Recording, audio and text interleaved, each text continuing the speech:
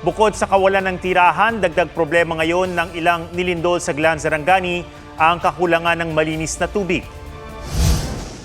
Yung tubig namin, brown na to po talaga hanggang lumabas na po yung putik na inom na po talaga namin. Wala na po kaming choice.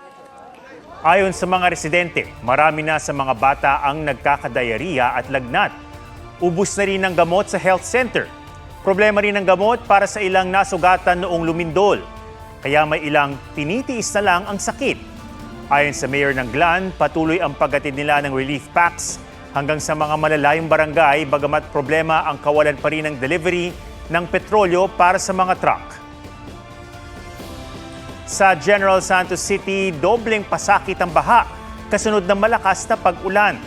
Kaya bukod sa bitak-bitak na lupa, perwisyo rin ang putik.